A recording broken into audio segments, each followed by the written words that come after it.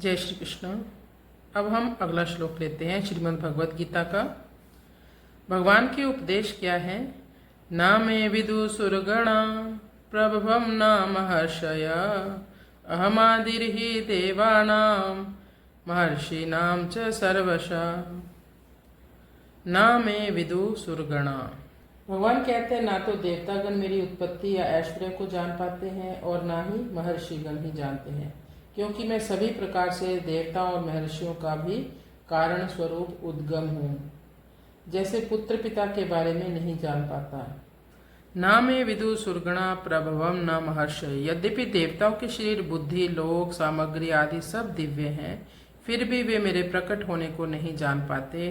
तात्पर्य है कि जो विश्व रूप से प्रकट होना है, मत्स्य, कच्छप आदि अवतार रूप से प्रकट होना है, सृष्टि में क्रिया, भाव और विभूति रूप से प्रकट होना है, ऐसे मेरे प्रकट होने के उद्देश्य को, मेरे लक्ष्य को, हेतु को देवता भी पूरा पूरा नहीं जान पाते।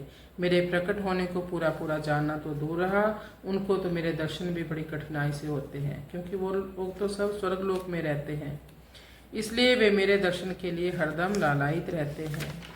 इससे पहले के श्लोक में भगवान ने कहा था कि ना मुझे देवतागण जान पाते हैं, ना ही कोई ऋषिगण ही जान पाते हैं।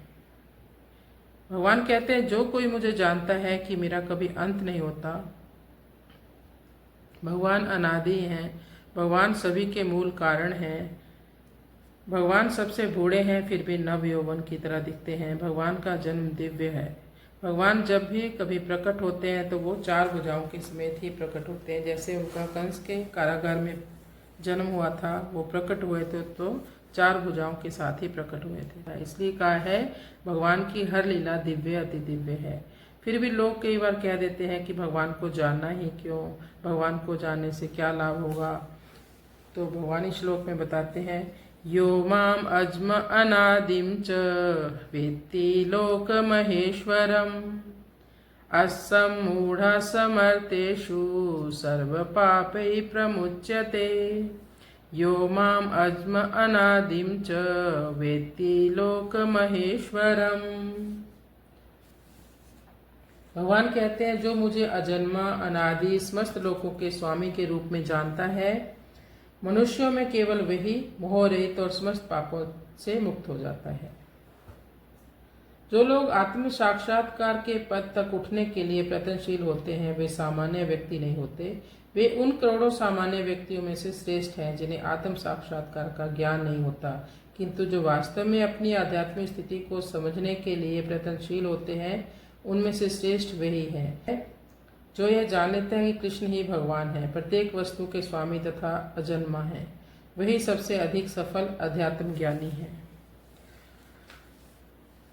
भगवान कहते हैं कि जो मेरे को नहीं जानता उसका पतन हो जाता है। और यहाँ अन्वय रीति से कहते हैं कि जो मेरे को जानता है वह संपूर्ण पापों से मुक्त हो जाता है। यहाँ वेत्ति का अर्थ है दृढ़ता पूर्वक, संदेह रहित स्वीकार कर लेना, क्योंकि भगवान को इंद्रियां, मन, बुद्धि से हम जान नहीं सकते।